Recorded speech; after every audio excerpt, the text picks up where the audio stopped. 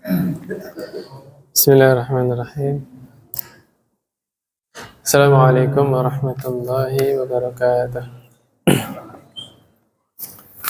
Alhamdulillah, wassalatu wassalamu ala rasulillah wa ala alihi wa ashabihi wa man tabi'ahum bi ihsanin ila yaumiddin. Ba'd.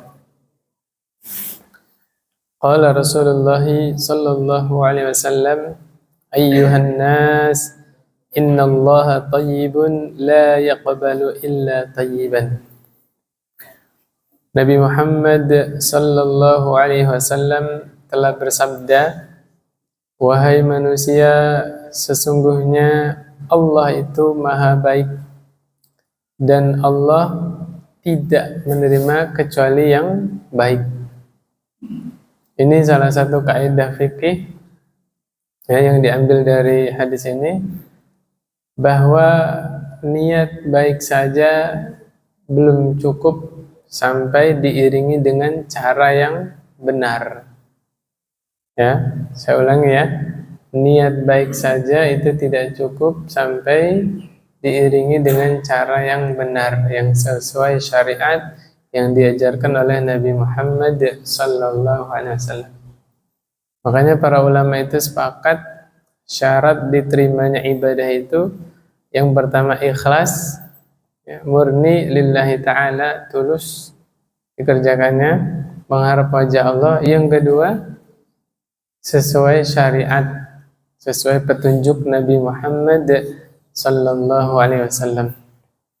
Ya, salah satunya nggak ada, ya sudah, nggak diterima amalannya.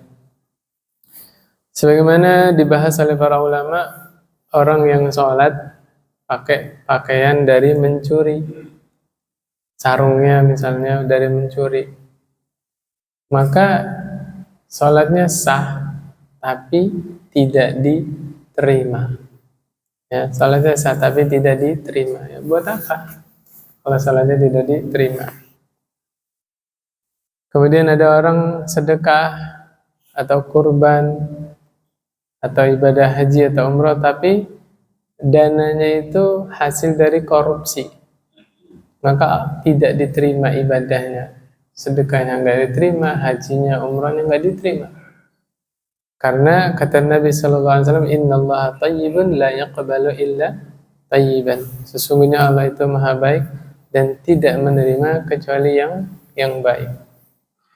Wa innallaha amara al-mu'minina bima amara bihil mursalin, dan sesungguhnya Allah memerintahkan orang-orang mukmin sebagaimana Allah perintahkan para rasul. Artinya apa? Perintah yang ditujukan untuk para rasul itu berlaku juga untuk orang-orang mukmin, walaupun yang diajak ngomong rasul.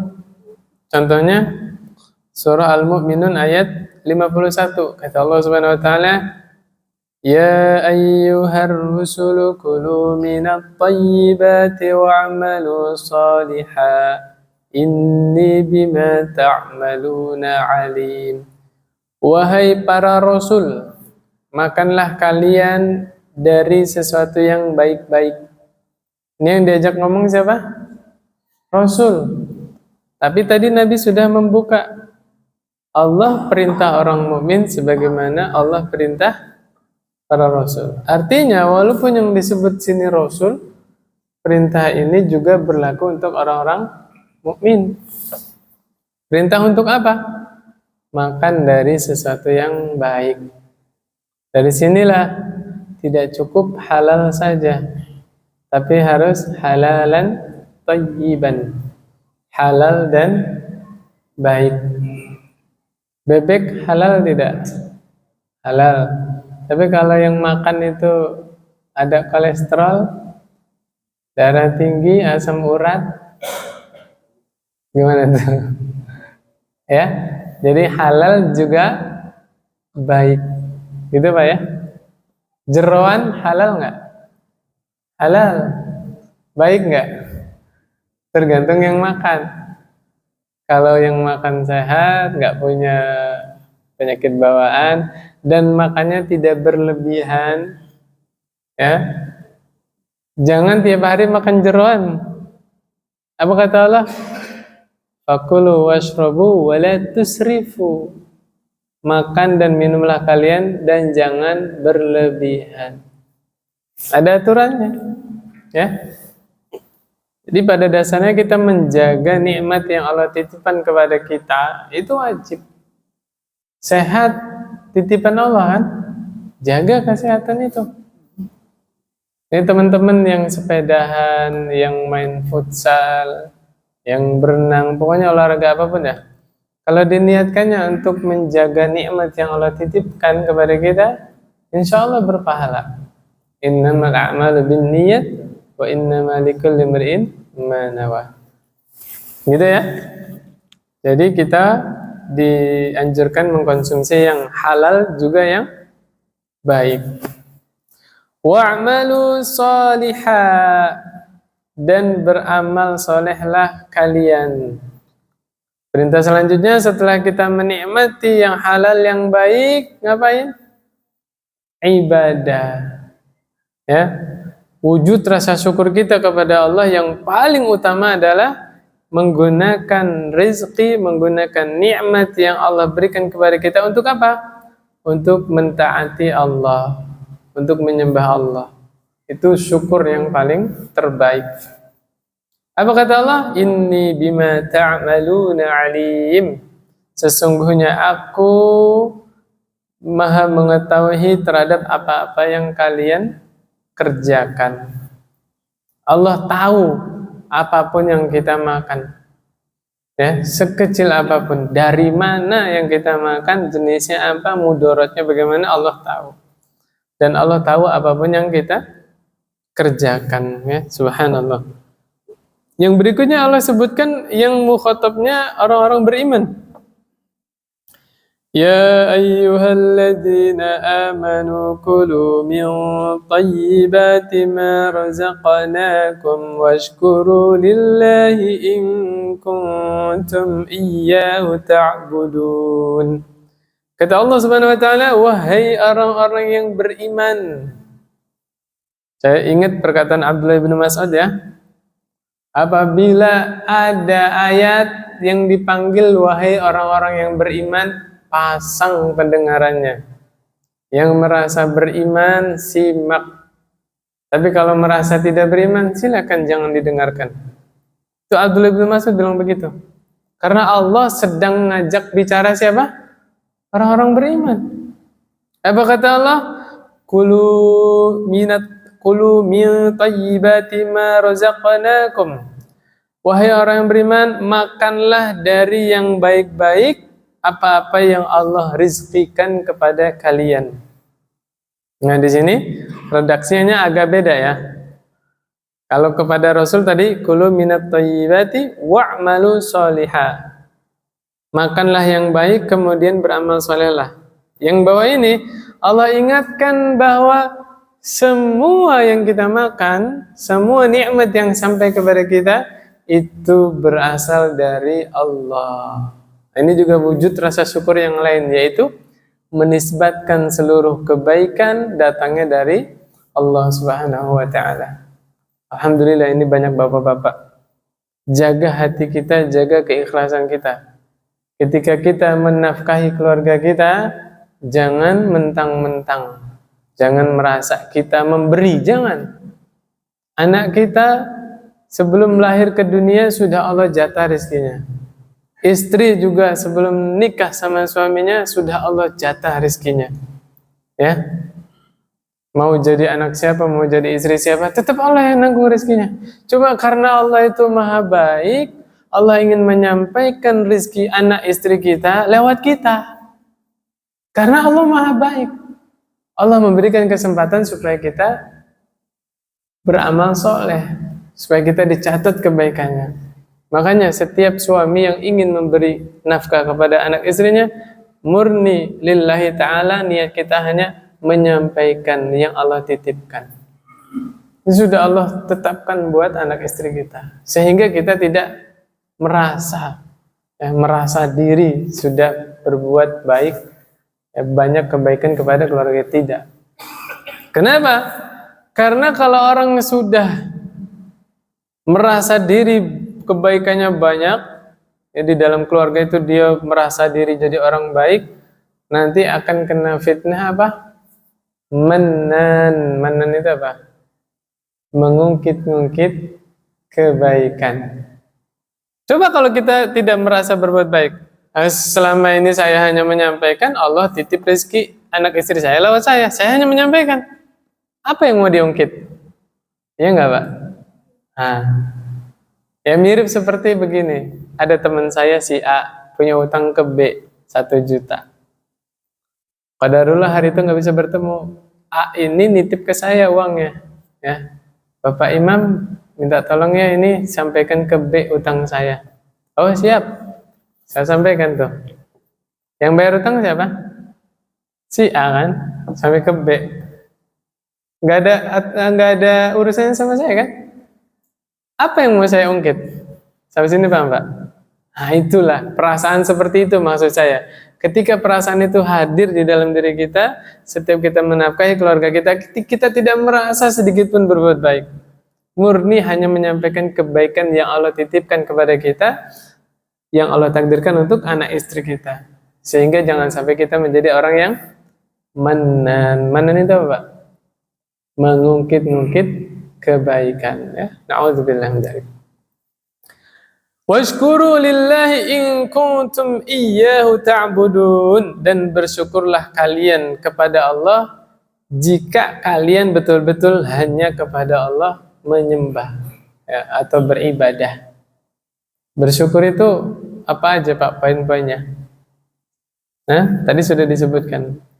Yang paling pertama mengucapkan alhamdulillah, segala puji milik Allah. Ini penting ini Pak, ucapan ini penting ini, alhamdulillah. Kalau kita mendalami makna ini Pak, sampai level kita tidak sakit hati ada orang menghina kita.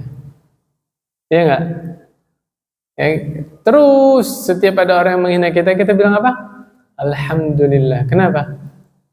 Ya memang hanya Allah yang berhak dipuji. Ya kan? Saya nggak punya kontribusi apa-apa. Saya lemah, saya nggak punya kekuatan apa-apa. Saya nggak punya prestasi apa-apa. Demi Allah, sampai saat ini orang masih menghormati kita, masih menghargai kita, bukan karena kita orang baik. Ngaku nggak Pak? Bukan karena kita terhormat, bukan. Tapi karena Allah sangat pandai, sangat baik dalam menutupi aib hamba-hambanya. Ya sudah, orang menghina. Ada orang menghina saya. Apa yang harus saya bersikap? Nah, dia nggak tahu aja aib saya itu lebih buruk daripada hinaan itu. Alhamdulillah Allah masih tutup aib yang lain. Iya nggak? Nggak jadi sakit hati. Iya nggak sih? Alhamdulillah, itu kekuatan alhamdulillah seperti itu Pak. Segala puji hanya milik Allah. Hanya Allah yang berhak dipuji. Ya subhanallah. Ya manusia hatinya tergores sedikit wajar karena punya perasaan, ya enggak? Tapi jangan sampai mempengaruhi aktivitas kita, mempengaruhi ibadah kita.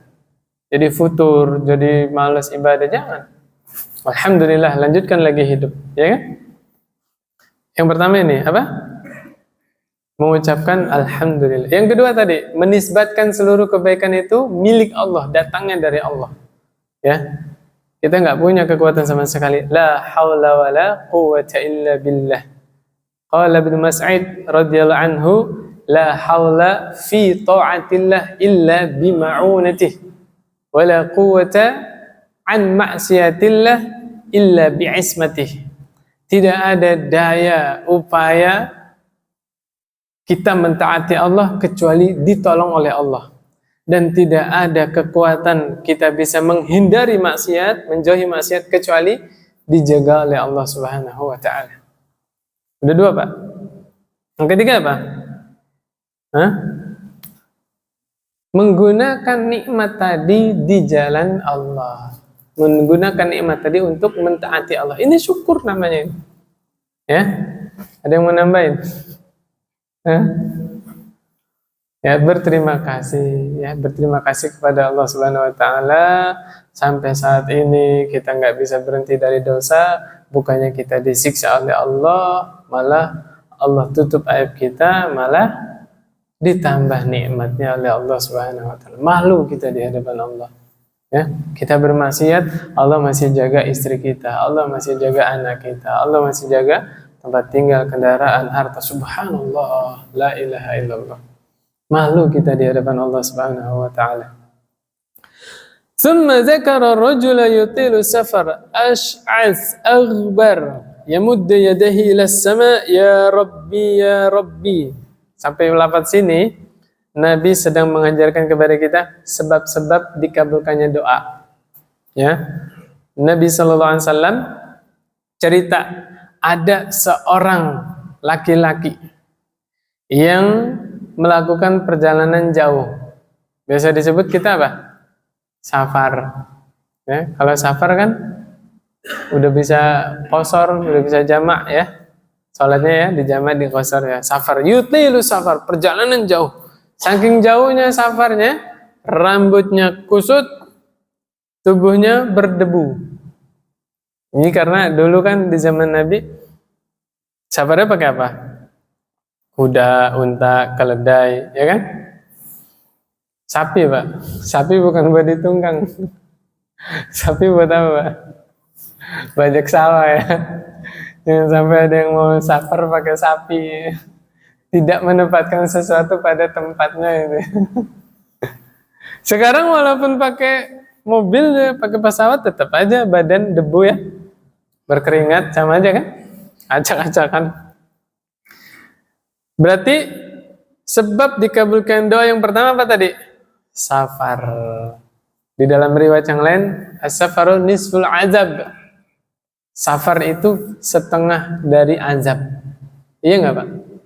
Pengen buang air susah, bener nggak? Sebagian orang mabuk, ya, mabuk perjalanan kan, perasaan itu, ya pusing, ya mual, ya, aduh macam-macam, ya nggak? Makanya Allah sayang sama hambanya, Allah jadikan kalau dia berdoa Allah ijabah. Itu safar, ya.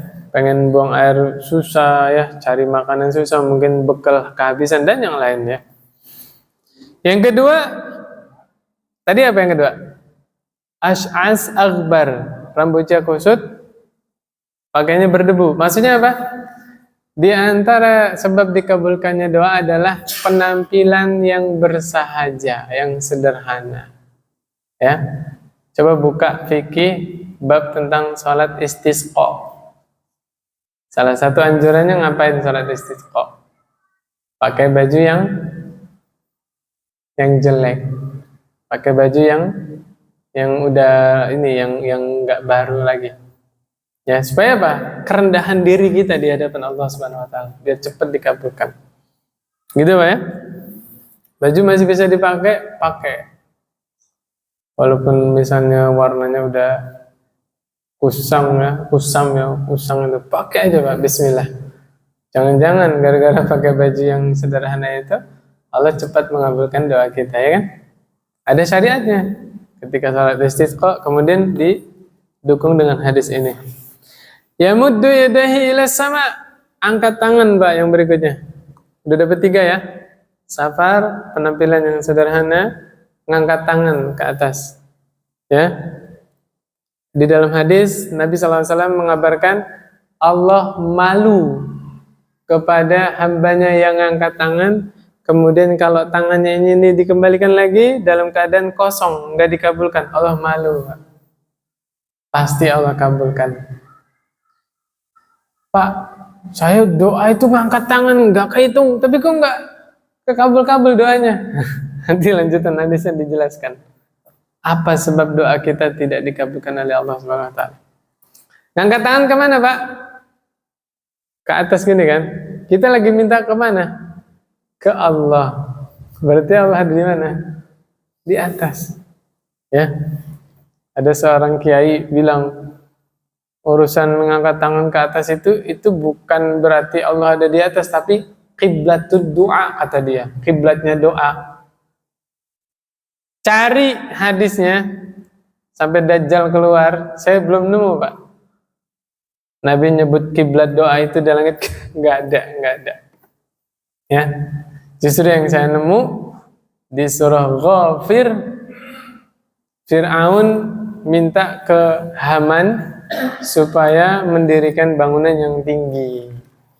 Ya, kata Fir'aun kepada Haman itu kan, wahai Haman, bangunkanlah aku bangunan yang tinggi supaya apa? Supaya aku melihat Tuhannya Musa. Ghafir 36 37, Pak. Wa qala fir'aunu ya Haman ibni li sarhan la'alli ablughul asbab. Kata Fir'aun, wahai Haman, bangunkan untukku bangunan yang tinggi sampai ke pintu langit. Ablughul asbab, ya, pintu-pintu. Asbabus samawati, sampai menjulang ke pintu-pintu langit. Fa'attali'a ila ilahi Musa, aku ingin melihat Tuhannya Musa.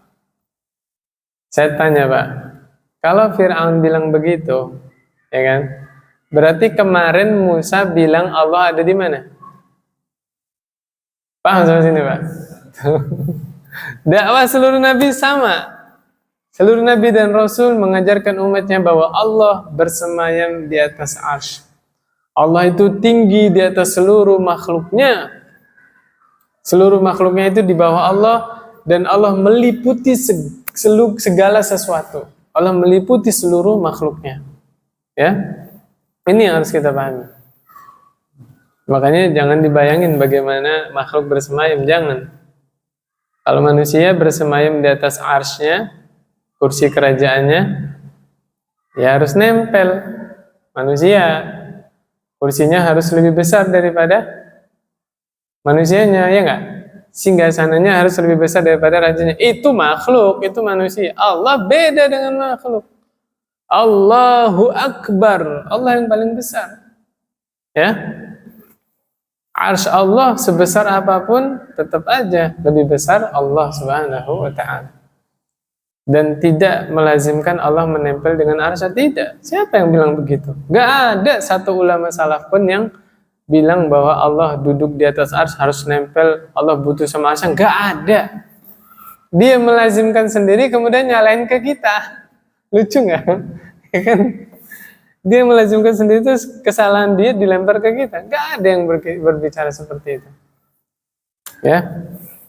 Apa kata para ulama? Maksud Allah bersemayam di atas arsy. Al-ulu, ya, wartafa'a, tinggi dan naik maksudnya. Ya, Allah tinggi di atas seluruh makhluknya. Oke, kembali ke sini lagi. Ya Rabbi, ya Rabbi. Apa nih pada berikutnya? Salah satu sebab dikabulkannya doa adalah kita menyebut-nyebut nama Allah. Nama Allah banyak, Pak. Ya Rahman, Ya Rahim, Ya Malik, ya. Saya kalau biasa doa itu saya baca 3 ayat terakhir surah Al-Hasyr. Karena di situ nama Allah banyak di situ, Pak. Wallahu alladzi la ilaha illa huwa alimul ghaibi wasyahadati huwar rahmanur rahim. Wallahu alladzi la ilaha illa huwal malikul quddusus salamul mu'minul muhaiminul azizul jabbarul mutakabbir. Subhanallahi amma yusyrikun. Wallahul khaliqul bari'ul musawwirul lahul asmaul husna yusabbihu lahu ma fis samawati wal ardi wa huwal azizul hakim. Habis itu baca apa? Shalawat. Ya. Sebut nama-nama Allah, shalawat. Apa lagi, Pak? Taubat. Nah, betul, istighfar, taubat. Setelah itu baru doa. Apa keinginan Bapak? Coba praktekin, Pak. Insya Allah cepet diijabahnya. Ya. Safarnya nggak usah tanggung-tanggung, Pak. Ke Mekah. Umrah itu ya. Doanya depan Ka'bah lagi. Subhanallah. Itu menjamakan semua penyebab dikabulkan doa itu. Udah safar, terus doanya depan Ka'bah. Luar biasa itu. Terus apa tadi? Penampilan yang sederhana, ngangkat tangan, sebut nama Allah. Selesai itu sholawat, istighfar. Istighfar taubatnya yang biasa dibaca. Astaghfirullahaladzim alladzi la ilaha illa huwal hayyul qayyum wa atubu ilaik. Itu apa, Pak? Baru doa apa aja doanya? Allahumma innaka a'taytana al-Islam min ghairi an nas'alak. Fala tahrimna al-jannah wa nahnu nas'aluk. Hafal nggak Pak? Terjemahnya tahu? Ya Allah, Engkau berikan kami Islam tanpa kami minta. Maka jangan haramkan surga atas kami, sedangkan kami minta surga tersebut. Masya Allah, luar biasa itu doa. Doa itu luar biasa. Ya, Allahumma innaka a'taytana al-Islam min ghairi an nas'alak, fala tahrimna al-jannah wa nahnu nas'aluk. Mau doanya? Japri dan nanti saya letak tulisin. Kalau itu susah itu nyari di internet, belum ketemu. Itu doa saya dapat di buku itu, Pak. Coba ketik di Ufit, muncul nggak? Ya, subhanallah. Oke, kita kesini lagi. Pertanyaannya, kita udah safar, udah sederhana penampilannya, ngangkat tangan nggak kurang-kurang, nyebut nama Allah berkali-kali, kok nggak dikasih juga? Hah? Nah, ini kata Nabi SAW. Wa mat'amuhu haram, wa mashrabuhu haram, wa malbasuhu haram, wa ghudhiya bil haram, fa anna yustajabu lah. Di dalam dataran fa anna yustajabu li zalik. Ya, orang tadi sudah menempuh sebab-sebab dikabulkannya doa. Apa kata Nabi? Tapi makanannya haram, yang diminum haram, pakaiannya juga haram, perutnya itu dikenyangkan dengan sesuatu yang haram. Atau bahasanya dia dibesarkan dengan nutrisi yang haram. Bagaimana mau dikabulkan doanya? Nah, ini sebabnya ini, Pak. Sebabnya. Kalau kita merasa saya hati-hati kalau makan, nggak ada itu saya makan yang haram, misalnya. Minuman juga saya jaga, makan, minum. Pakaian juga halal saya. Udah jaga dari kecil kita sudah dididik makannya. Kok nggak dikabulkan juga doa? Maka poinnya, ketika Nabi menyebutkan makan, minum, pakaian haram, itu bukan pembatasan. Yang Nabi maksud adalah maksiat. Mungkin kita makan halal, minum halal, pakaian kita halal, tapi perbuatan kita, jadi kesimpulannya penghalang doa dikabulkan adalah dosa yang kita lakukan. Ada lagi pertanyaan. Saya makan, minum, pakaian halal semua. Perilaku juga saya jaga kok. Saya ngaji sunnah. Saya nggak bermaksiat. Maka masuk ke bab berikutnya. Bagaimana Allah mengabulkan doa hamba-hambanya? Ada 3 cara. Masih ingat kan ini? Yang pertama, Allah kasih sesuai yang diminta oleh hamba tadi. Masya Allah. Kita minta sehat, Allah kasih, ya nggak? Kita minta Allah lindungi keluarga kita, Allah lindungi, ya nggak? Kita minta dimudahkan urusan kita, Allah mudahkan, benar nggak? Allah kasih apa yang kita minta, ini yang pertama. Yang kedua, yang tanpa kita sadari, Allah tidak kasih apa yang kita minta, tapi Allah hindarkan kita dari bahaya. Misalnya, Bapak minta umroh. Ya, ini misal aja Pak ya. Seseorang minta umroh. Harusnya tadi pagi itu orang ini kegeleng truk Pak, kakinya patah harusnya. Allah nggak kasih umrohnya, tapi Allah selamatkan dia dari mara bahaya, dari kecelakaan. Ngerasa nggak kita kayak gitu Pak? Ini maksudnya Pak. Kita nggak ngerasa doa kita dikabulkan oleh Allah. Yaitu senantiasa Allah hindarkan kita dari mara bahaya. Ya subhanallah. Kemarin dengar ada kecelakaan di tol, yang mobil pada tumpuk-tumpuk gitu ya. Saya tanya Pak, punten ini ya, ini nggak ada maksud apa-apa. Saya tanya, mereka yang kecelakaan itu tadi pagi kan pamit kan sama keluarganya kerja kan, ngira nggak bakal di jalan ada kecelakaan? Gak ngira, sama kita juga Pak, ya kan? istri cium tangan, ya kita titipkan keluarga kita kepada Allah. Astaudi'uhumullah, ya Allah aku titipkan mereka kepada Engkau. Bismillahirrahmanirrahim, la haula wala quwwata illa billah. Pergi. Kita nggak tahu di jalan apa yang terjadi, ya kan? Bisa jadi selama ini kita diselamatkan oleh Allah dari kecelakaan, dari bahaya, karena apa? Kita tidak berhenti berdoa. Itu Pak. Di antara bentuk doa apa? Sholat. Sholat secara bahasa apa artinya? Doa. Ya kan? Makanya kalau ada yang nanya, sering gitu nanya, habis sholat fardu boleh nggak sih berdoa? Ya kan gitu kan? Kita jawab, silakan. Tapi Nabi seringnya zikir. Kan gitu ya?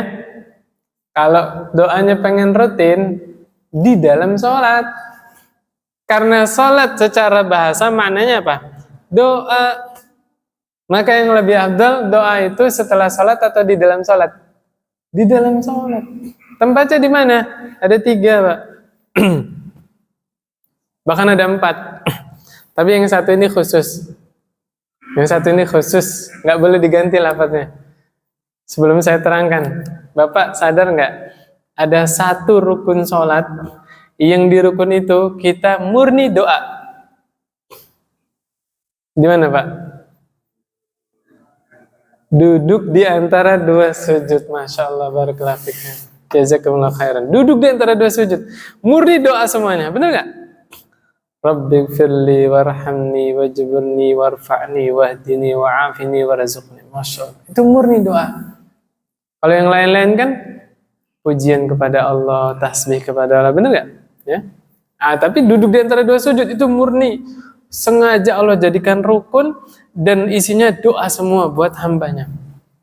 Itu doa semua itu Pak. Rabbighfirli warhamni wajburni warfa'ni wahdini wa'afini warzuqni. Kalau itu nggak boleh dirubah lafadznya. Duduk di antara 2 sujud.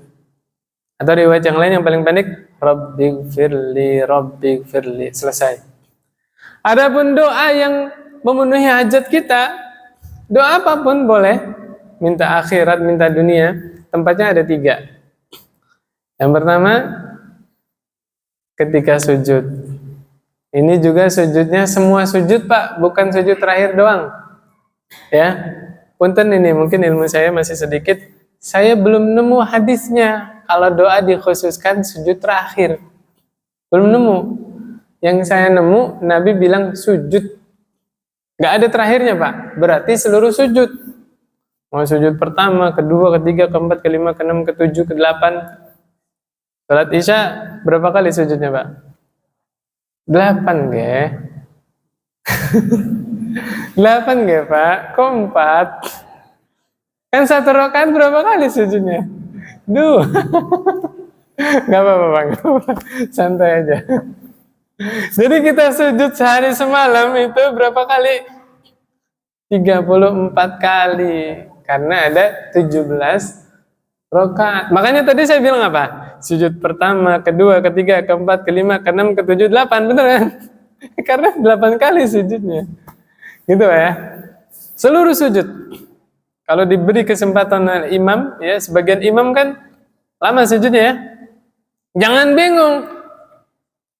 Bengong lagi. Jangan. Salat itu nggak ada diem.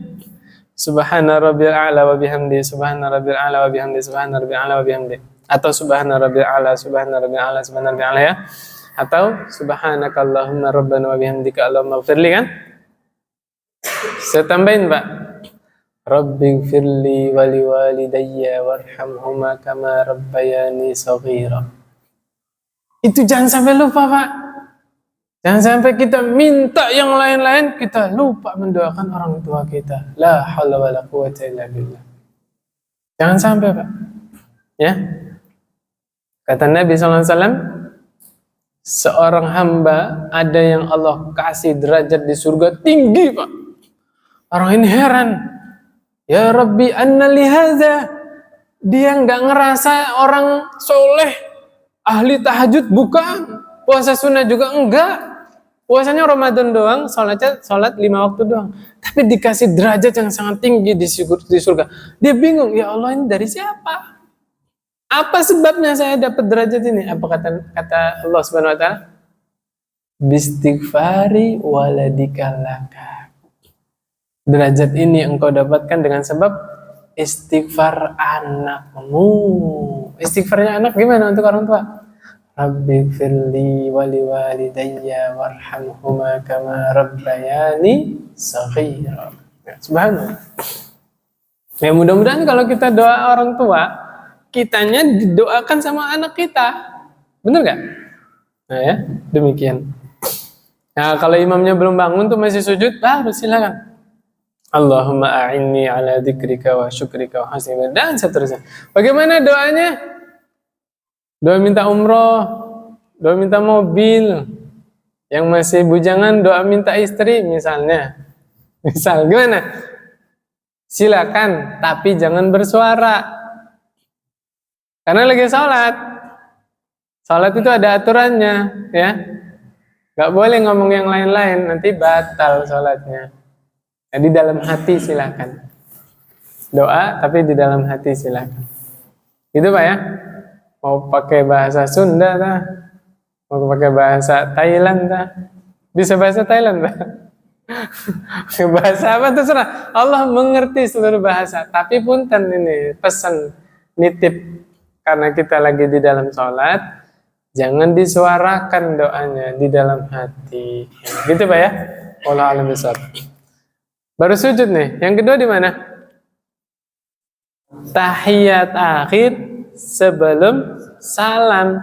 Habis innaka hamidum majid. Tapi yang paling disarankan, yang paling dianjurkan adalah doa-doa yang masyru', yang ada riwayatnya, yang Nabi baca, itu yang paling disarankan.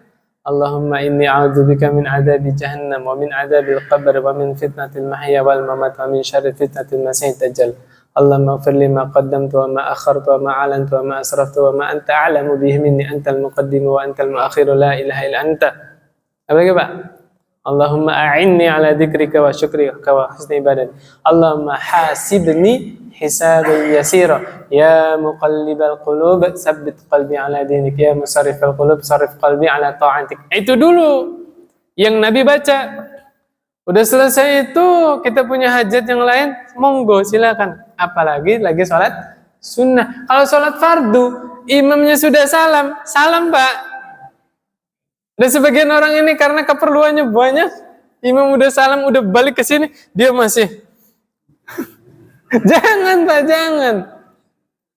Nih, sebagian masyarakat, bahkan hampir kebanyakan Pak, keliru.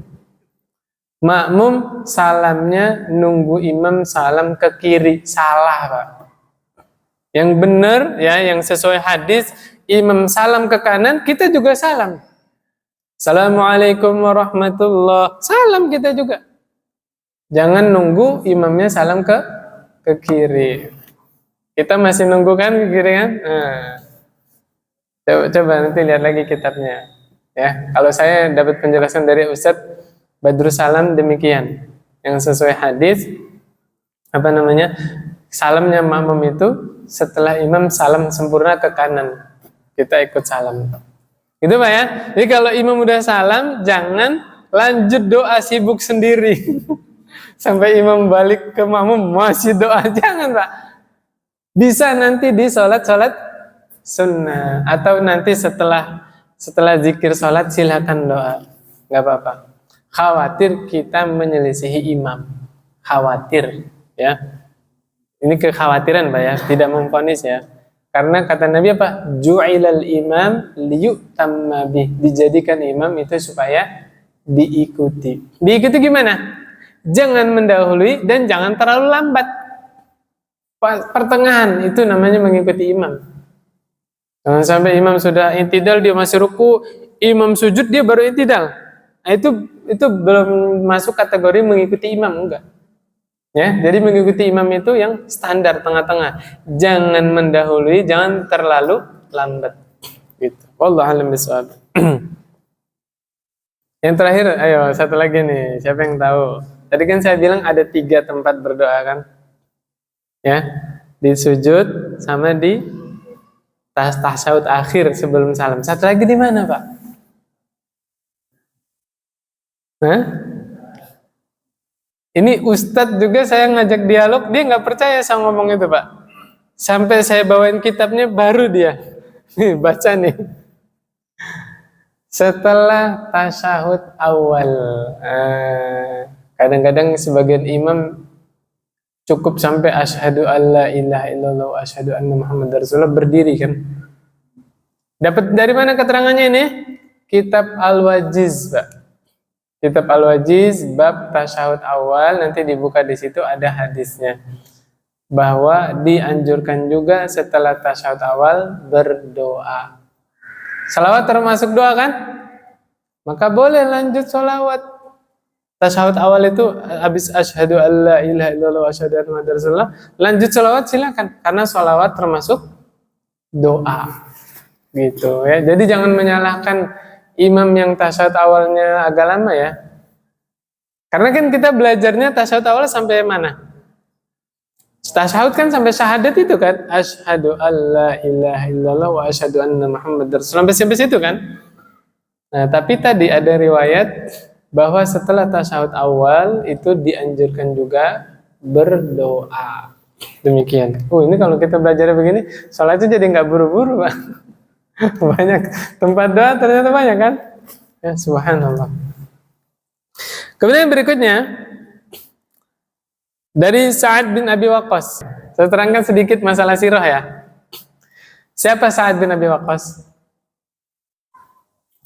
Pamannya Rasul dari jalur ibu.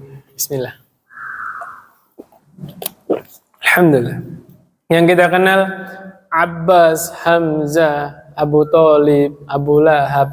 Ini paman Rasul dari jalur ayah ya. Nah, Abu Thalib itu terkenal anaknya banyak, hartanya sedikit, miskin. Abbas kaya raya.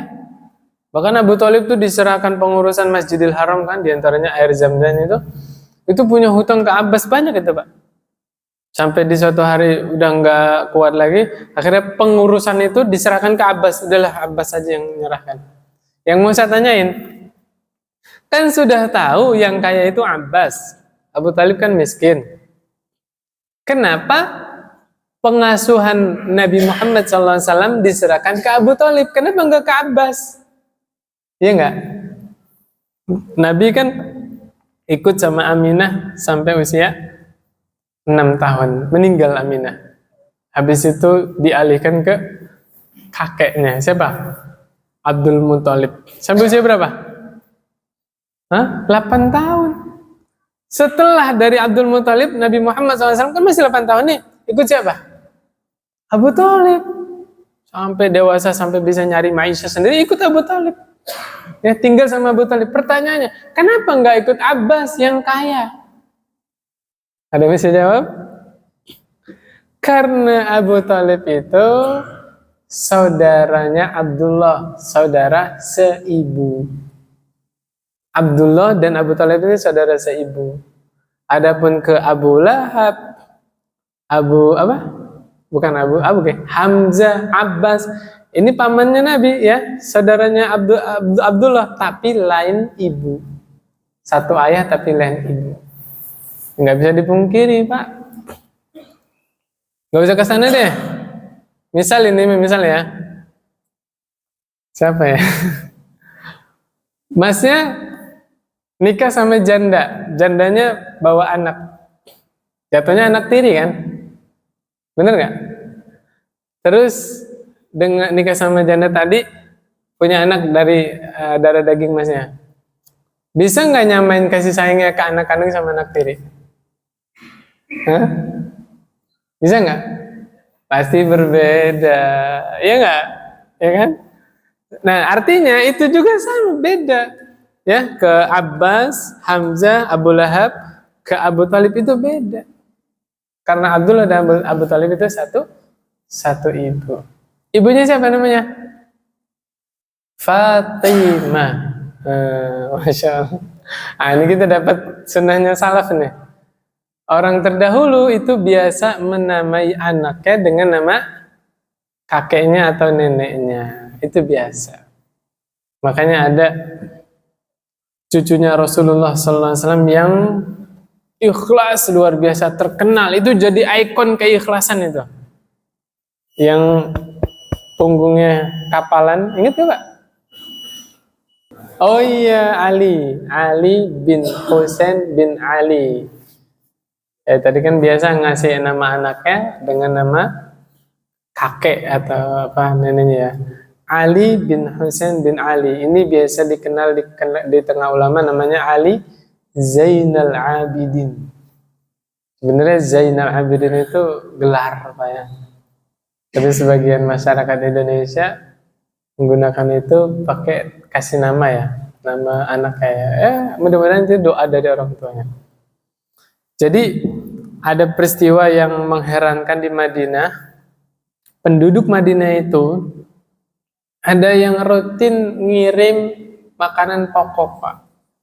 Malam-malam naruh di depan pintu itu, pagi-pagi udah ada itu, tapi nggak tahu ini misterius siapa yang naruh ini. Penduduk Madinah bertanya-tanya.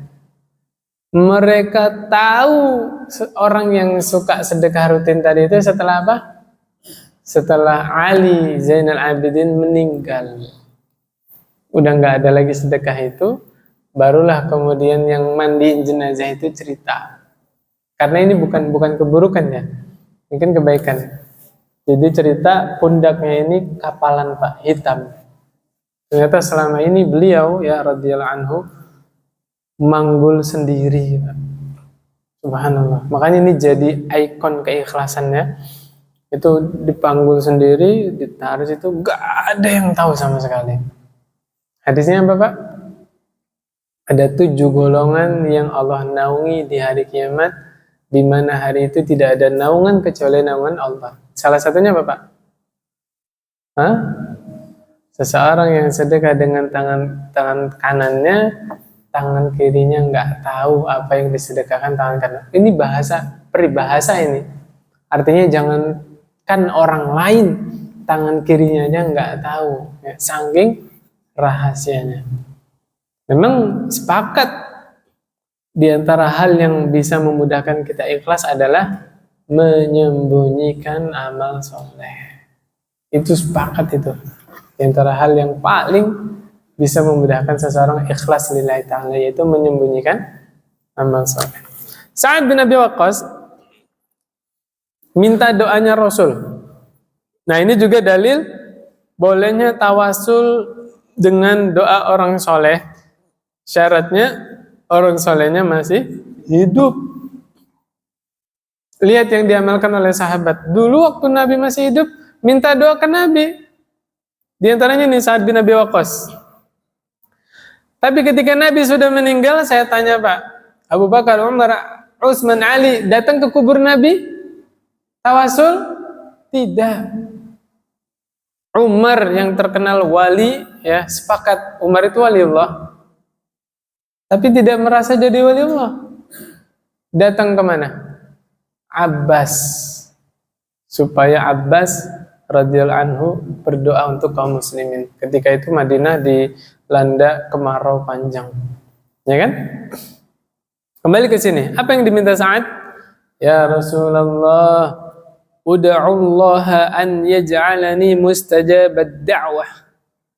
Berdoalah kepada Allah supaya Allah menjadikan aku termasuk bagian dari orang-orang yang doanya diijabah.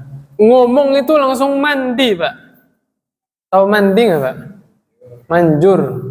Manjur ya.